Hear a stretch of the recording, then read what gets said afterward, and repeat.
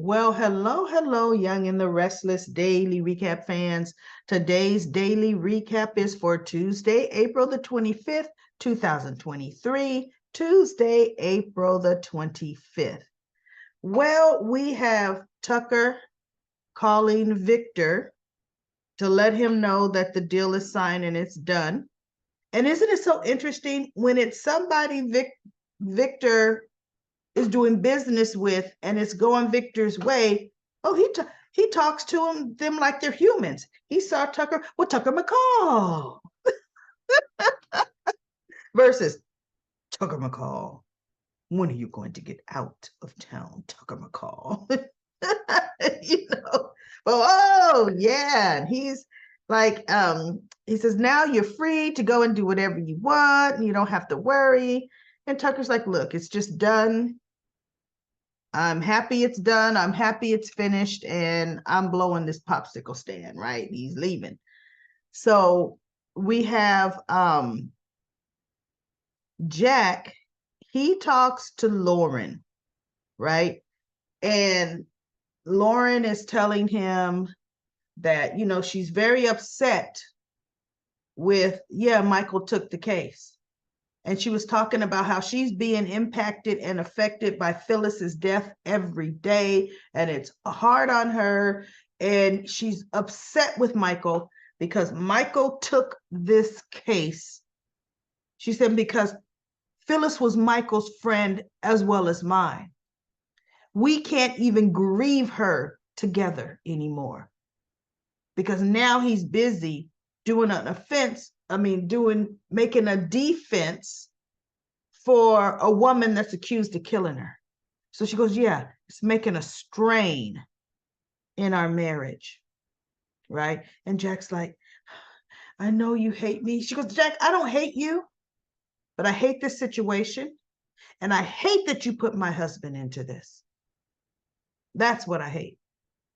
So Jack goes to talk to somebody. Oh, Jack sees Christine and Chance again at their office at a table, the very same table they always sit at the coffee house, talking about the case. Oh my goodness.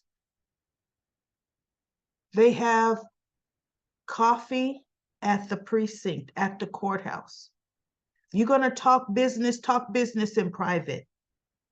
As a matter of fact, when you're a juror and you're on jury duty and they tell you when you go to lunch, make sure you don't discuss the case anywhere at lunch. You don't know. Another attorney could be at the table next to you. Another juror could be in earshot of you. Family members could hear and now go report. You can't tell. You can't talk about the case. Well, they sure talking about all the aspects. What they got is evidence and everything else, right? So Jack is back to, what are you doing to find Stark? And he's just going on. And Lauren looks at him and she's like, oh, excuse me. She gets up and walks off. And Chance is happy to blow Jack off because he's pissed off about the Nikki stolen necklace situation. But he can't do anything about it, which I don't know why. Well, because the New York precinct was handling it and they closed the case, right? So Lauren goes outside. I'm sorry. Christine goes outside. Christine is the one that was talking to Chance. She goes outside to talk to Lauren. And Lauren was just breaking down. Oh, she was just talking about how horrible she feels and just her best friend. She had an important meeting today and she normally would have talked to Phyllis about it and she couldn't do that. And so Christina's like, I understand, Lauren. And then Lauren looked at her like, how are you doing, Christine? She goes, oh, I'm okay, just working, diving myself into work, to make the best case that I can make, So, they have a talk, but Lauren is just distraught. I'm wondering how, Phyllis better come up with a doggone good good, plausible, believable story. Because Lauren is in misery, and to find out it was all for what? Nothing? I don't think so, right? No. For her kids, her best friend, oh, for the law. So if the writers better do anything, they better be on their writer magic to write Phyllis right out of this situation, right? And then they better do it the right way. So we have Tucker texts Ashley and says, I have I'm leaving town and I have something I want to give you. So can you come by? So Ashley goes by, and Ashley's talking to him. So you're giving up, huh? He goes, what do you mean giving up? There's nothing to not give up on. You already told me you would never have feelings for me. My son doesn't want anything to do with me, although that is not true. Devon told Tucker to just keep showing up honestly. He's not barring him from seeing little Dom. He's not even barring Tucker from seeing him. He just says baby steps, but keep doing what you're doing. And we can rebuild our relationship. Devon absolutely left that door open, right? And so Ashley goes, well, I just wanted to I just felt I wanted to help reunite you and your son. I wanted you to be able to have redemption. He goes, you're not the person, the judge of my redemption. And she goes, no, I know that. She's saying, I just wanted to help. And so he goes, no, and you made yourself clear to me. So now Ashley starts, he gives her a gift. And you know what, for the life of me, everybody, I can't remember what he gave her. Because he tells her, I think he showed her on the phone that the debt was paid. Because see, once the sale went through, actually through the sale, all the debt is paid, right? And so she goes, good. He goes, I'm done. You don't have nothing over me anymore. We're on a level playing field and all of that. So Ashley's like, well, where are you going to go? He goes, I have no idea. He named a couple places. And once she goes, well, the monsoons are on there.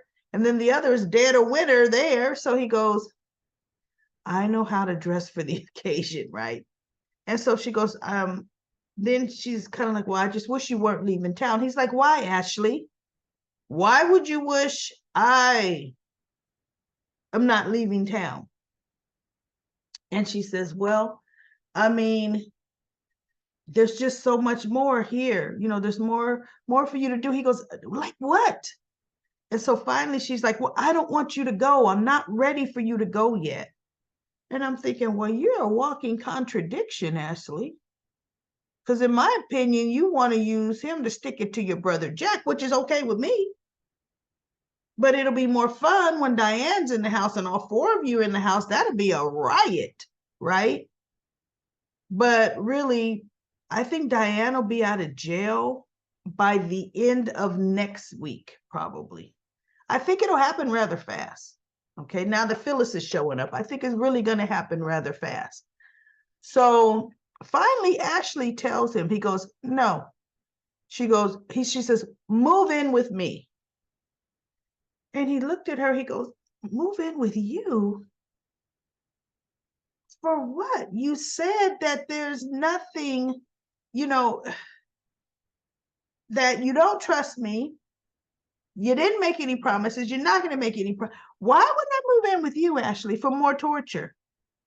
She goes, well, because if we're in closer proximity, we could work on our relationship. And he goes, we could work on our relationship, me keeping my room right here and you living where you living. No, there's something else, Ashley.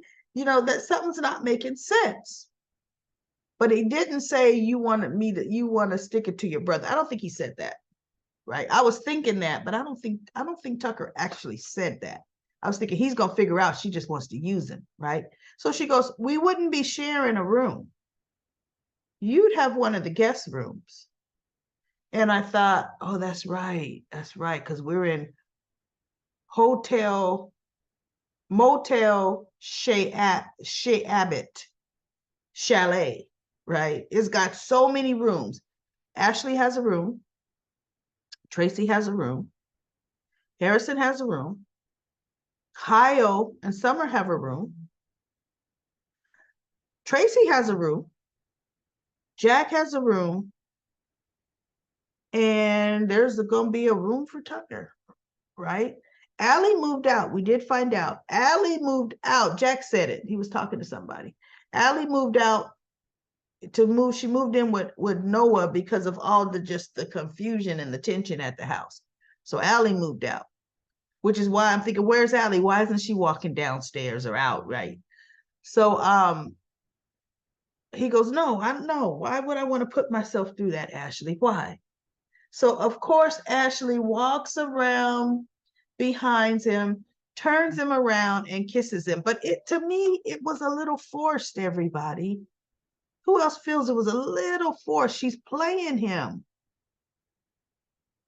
She's just playing him. Ashley, goodness, you're going to drive the man mad, you know, planting that kiss on him and then pushing him away saying, hey, that kiss ain't no promise. I don't know what you're talking about. It's not a promise, right? So now we have Chance finally gives Jack the brush off. You know, because look, I don't answer to you and I'm not going to answer to you. Conversation's over. So Jack huffs and puffs out of there.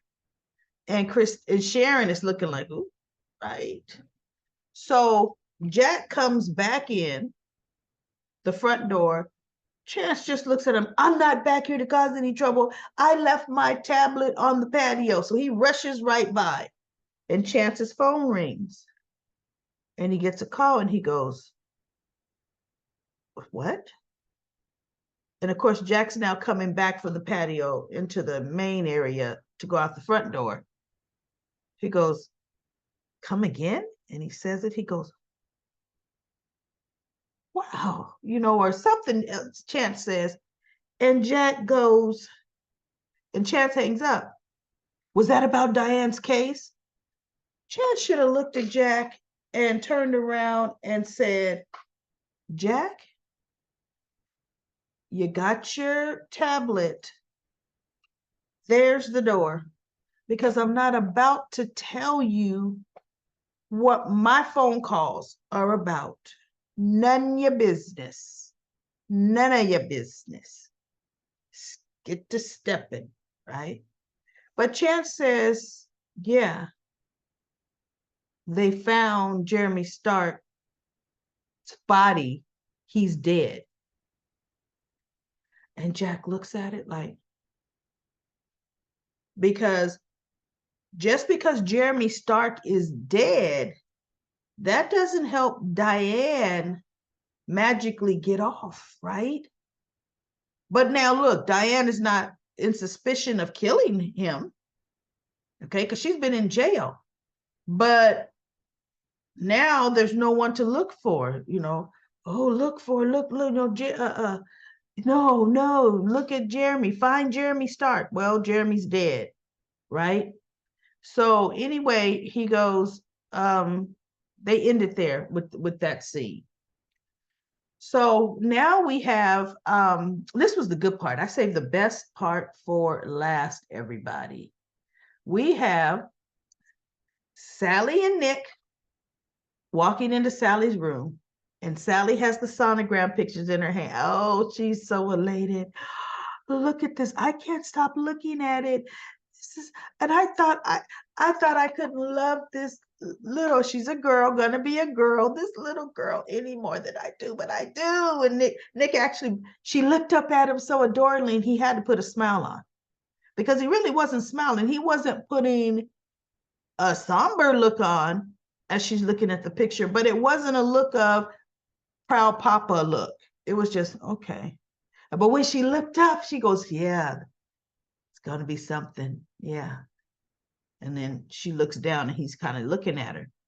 Then you hear, because they left the door open, I guess because on purpose, because Adam was right behind him, and he's got that Cheshire grin on his face, and he's like, and Sally's looking up at him, and he's like, I can't stop looking at this. And then he was doing the gushy father thing, and Nick, as Adam is coming through the door, Nick throws him over the shoulder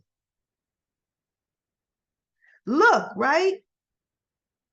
And Adam don't care because look, it's the afterglow of I'm seeing my baby my baby girl for the first time. I am seeing my baby girl for the first time. So he's really excited. So they're sitting on the couch. Adam is sitting in the chair. Then it's Sally and Nick on the end of the sofa, the little love seat, right? And they're just talking, and Nick don't have too much to say, but Adam and Sally are just proud parenting the whole thing, and Nick is just kind of looking at the situation. So Nick gets a call from Victor, and he goes, she goes, is it work? Is it? He goes, yeah, I got to handle this. So she goes, it's okay. Go ahead and go. You know, go. You've been here for the important part. It was for the doctor's appointment. And I guess the sonogram was scheduled for the next day. They did the doctor's appointment, and then they did the sonogram the next day. Although, guess what, everybody? That didn't make an ounce of sense. Sonogram is done right when you get the doctor's office. Usually, most doctor's offices have a sonogram machine right there. They come in and do it, unless it's a lower budget doctor's office where they send you to a sonogram place, or you having a difficult pregnancy and the typical sonogram machine won't cut it, right? Then they send you to diagnostic imaging, but whatever. So Nick says, yeah, I better go deal with this. And he looks over at Adam and he says, you heading out too? And Adam says, oh, no, thanks. You go ahead. I'll be right here. And Nick stops and he gives Adam this look like, oh, you are. Oh, you would stay here and talk proud parent talk with the mother of your child. Oh, yeah, I bet you would. So Nick's like, And so he gives Sally a kiss, and she actually, Sally kissed him on her. She like leaned into him, but then she turned her cheek and let him kiss her right there. I thought, whoa, no tongue. You know, bye, Nick. Soon as Nick went out that door, do you know Sally hopped her behind up and went and sat right on the arm of the chair where Adam was, and they were just gushing at the baby and gushing at each other, and how you feel now, you know it's gonna be a girl, and he was just blah blah blah blah, and then they had heart to heart. He's like, well, he's nervous because he doesn't know what to do with the girl, and he doesn't want to fail her. And then Sally's like, well, no, it's usually mothers and daughters that are at odds, and if she's anything like me, she may hate me. Oh my goodness. So he had to reassure Sally, but they had a very, very tender moment, right? Yes, they did. Nick is being edged out, and Adam is not doing anything underhanded to do it. Nick is going to edge himself out. He seriously is. So let's go to comment corner. Sheila says, Tara is a good match for Diane. Now that would be interesting. Sheila also says, Billy gave Kyle good advice. She also says, Audra would be just what Adam would like before he made positive changes. However, I don't think he'd fall for her now. At least I hope not. She's not no mother of my stepmother material, or would even be good around kids, right? She also says Audra wants to throw a monkey wrench And both Nate's relationship with Elena and Victoria, she wants him for herself. Annette says, new baby for Chelsea and Billy.